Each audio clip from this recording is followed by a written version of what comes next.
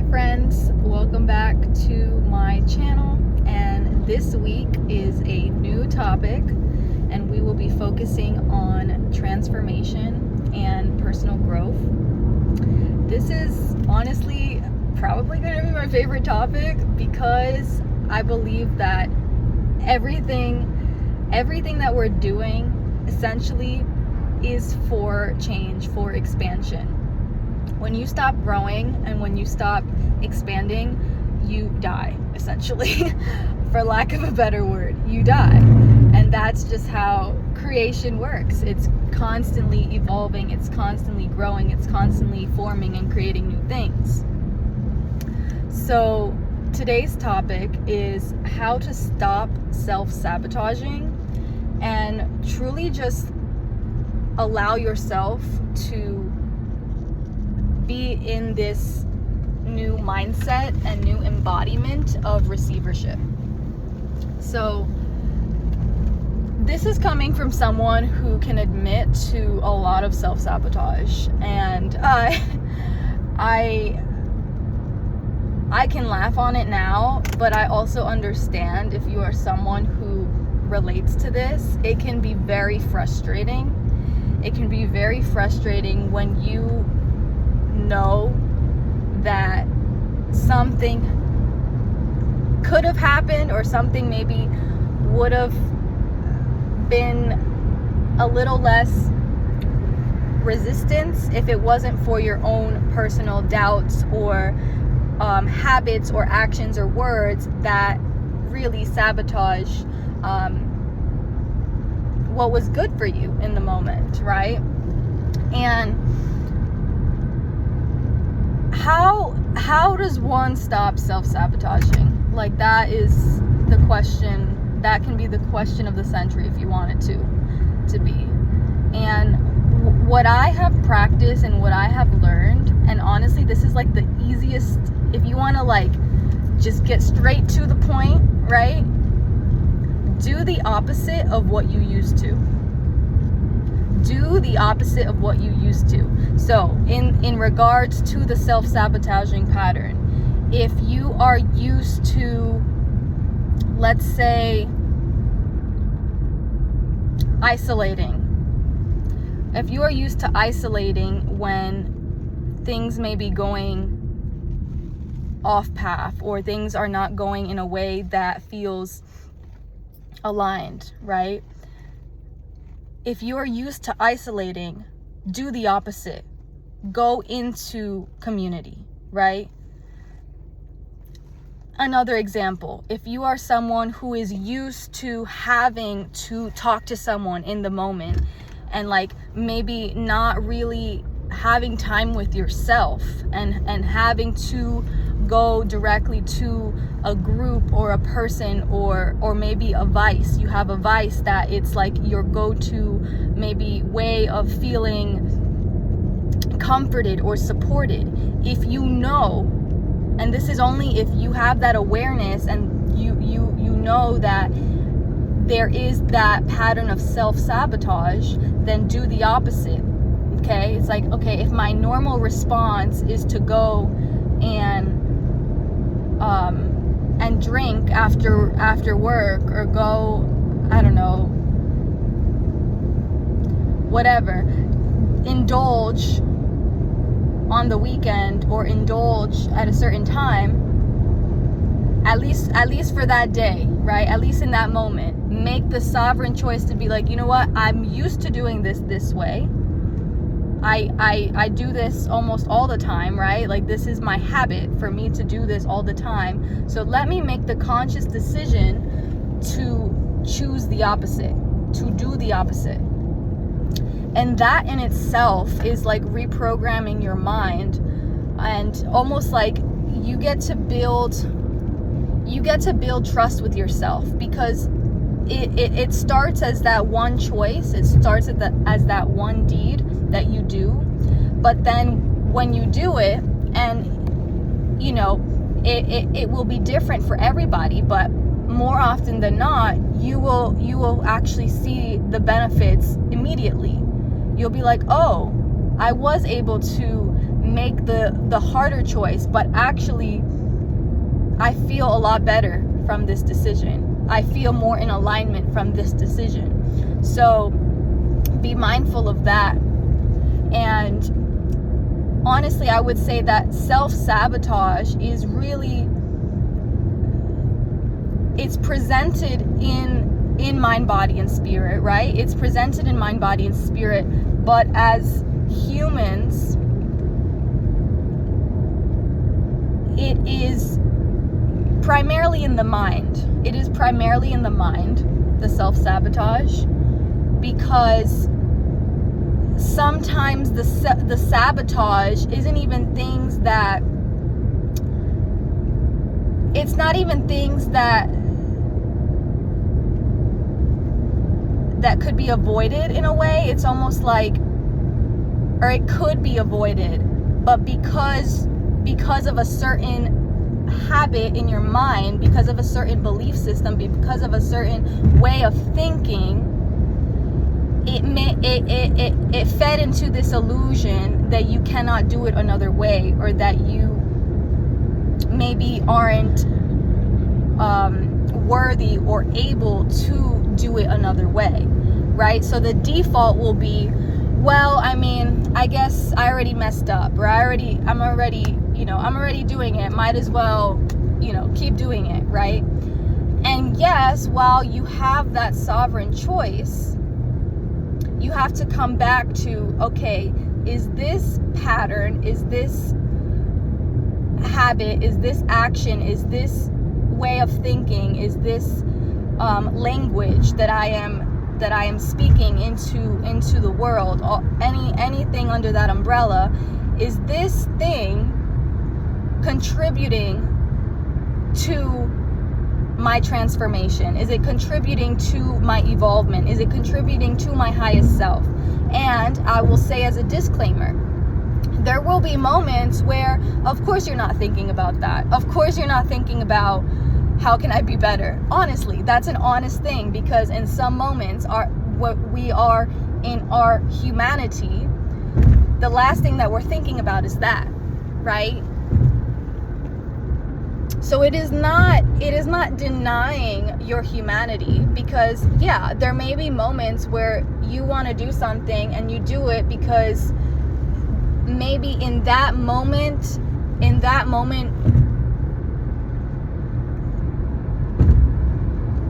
you need the contraction, right? There's like a contraction and there's an expansion. So the contraction could be just that feeling of feeling small.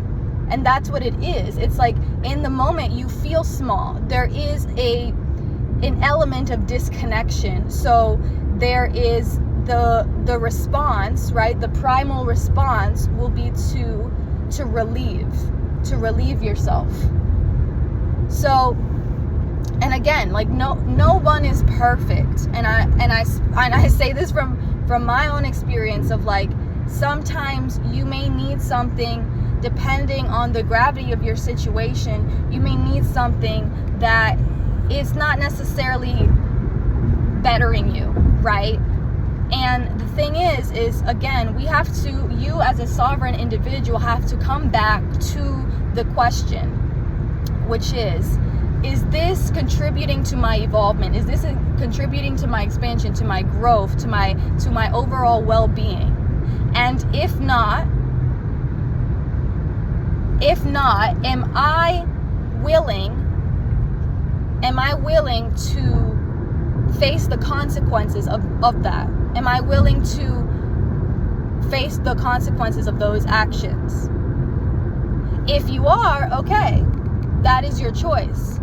But if you're not, or you know that you've already been dealing with the consequences and you know that it's making you feel worse, then that is where your choice lies. That is where the choice lies to do the opposite of what you used to choose a new way.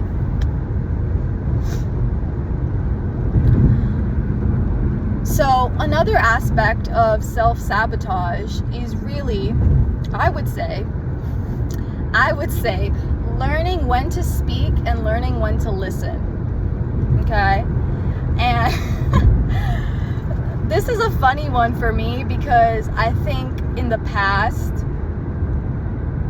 I was learning to navigate when to listen. Because sometimes, like, if you think about everything that we do, everything that exists, there's a spectrum. So if you are on the spectrum of speaking and listening, right, there can be a middle ground in that where you're doing both, right? Or there can be, depending on the situation or what the time is calling for, you may lean to another one more, right? But those both have expressions that come from groundedness, that come from just the mere principle and act of listening or speaking with intention. And then there comes the other side to it, where you're either listening or speaking just to do it, or to maybe feel a certain way that really isn't in alignment, right? So in other words, if you're listening for the purpose of telling someone, oh, I'm a great listener, or if you're listening to someone for the purpose of maybe getting the upper, well, how do you say that? Like holding one up on them, then that really isn't listening. You know what I mean? And then if you're speaking, right, okay, are you speaking with the intention of either sharing what needs to be expressed? Are you sharing something for educational purposes? Are you sharing something to uplift somebody? Are you sharing something that will provide change or is necessary for, to take certain actions, like instructional? Like, there's different purposes to why we speak, right? Or are you speaking simply just to express love, right? So there's different aspects of us speaking. And where the self-sabotage behavior comes into play is when we don't know why we're doing something, okay? So, and this ties into that dance of listening and speaking, because a lot of sabotage occurs in that, and in communication between people, right? And even in communication with yourself, or in communication with God. Because a lot of times, if you are someone who does prayer, or who does have conversations with the higher power, right? There may be moments of frustration, and there may be moments of why did this happen this way? Well, honey, you have to be aware and refine the way you speak and the way you listen, because that in itself, when you are not fully present with the act of speaking or the act of listening, then there's room for those self-sabotaging behaviors. And again, it doesn't mean, we do live in a world where there is a lot of things that our focus can go to. And it doesn't mean that you cannot be, I would say, aware of different things, especially if you're someone who just like is very like observant, or maybe you are a parent like me, or maybe you just have a lot of responsibilities. So, sometimes you will literally be in multiple places at once. And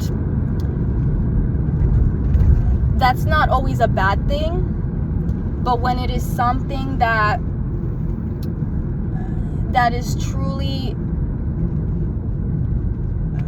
something that you want to be present with, I would say that you want to be present with it, then the minimizing of distractions would usually be in service to the situation, right?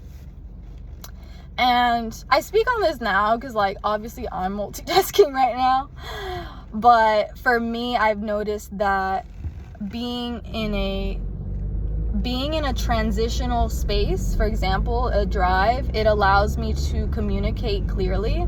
So like if you think about sometimes like a lot of people, especially if they are really busy, they use their time in transition to call someone, to write the note, or read the email, whatever it is, because in a way that is the time, right?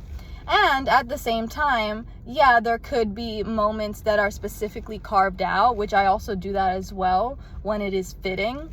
But I think this aligns with the topic of what I'm talking about, because it's almost like there's always going to be a dance and just like a type of flow that you move through with things. And this relates to self-sabotage, because it's like, yeah, we are all gonna, like, at one point or another, you have done something where you're like, damn, like, maybe I shouldn't have said that. Maybe I shouldn't have done that. Maybe, just maybe, I could have had a little more self-control, right? Just maybe, right? And the thing is like, if you stay in the I shoulda, coulda, woulda, or, you beat yourself up about it and, hit your head with a stick, then that doesn't really do anything either, right? The point isn't to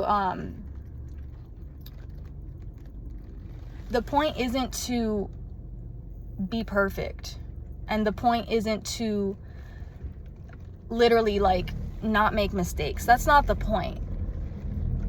The point is that you are gonna make mistakes. It's almost like we live in a world where we are gonna make mistakes. We are gonna do things that may be, not the best for us. But how do we learn from that? Do we learn from that at all? That's the choice, right? Because it's literally evolve or repeat. And that is what we as individuals are experiencing. But as a collective right now, literally the choice is evolve or repeat. You either choose to evolve, you either choose to transform and change the way you think, change the way you speak, change the way we treat each other. If you know the song, you're a real one. Change the way you, what is it? Change the way you eat, change the way you speak. Anyways, yeah, like that's some real stuff. Pac said some real stuff, and it's either that or you repeat the same thing. You repeat the same habits. You repeat the same day, the same life that you're already sick of, and you already know that you're on your last wing, you're like on the last wing right now, and it's because of that. It's because you have that choice, and you have the choice, and it's like clock's ticking. Clock's ticking, guys. Clock is ticking. So, yeah, in summary, it can be easier than you think, but it will also take you being uncomfortable. It will take you really prioritizing your growth above all else. And it will take a level of self-control. It will take a level of discipline. It will take a level of faith, because beyond discipline, beyond the tangible physical things, you can beat yourself into order. You can beat yourself into motivation. You can beat yourself into elevation. But if the faith is not there, your foundation is shaky. If the faith is not there, it will crumble. It doesn't matter how much you force something. And that's the thing that also can be involved in self-sabotage, is we think that force is the way. But actually, what does force create? It creates more friction. It creates more friction. So the more that you can it's like, again, the dance. If you can Know when to give a little more momentum to something, when to kind of pull back a little bit. And in that will translate in all aspects of life. And I guarantee you that you will no longer be self-sabotaging. The self-sabotaging days are over, you guys, because really, if we are the creators of our reality, if we are co-creating this life with God, then wow, it's crazy how this almost blanked out of me. I was meant to say something else. Okay. So if we are co-creating this life, right? That means that there is a role that we play, right? But also that means that we are not the entire role. There's another part to this, right? And the other part is that faith in the unknown, that faith in the divine, that faith in the mystery that is all of our existence, right? That we will never be able to comprehend fully. And that is the other part to the equation, right? That's the other part to the equation. So my summary went a little bit over than I expected, but I trust that this finds who it needs to. And I know and pray for you, because times are changing. You're doing great. We're getting through this. And what a time to be alive, guys. What a time to be alive. I'll see you guys on the next episode.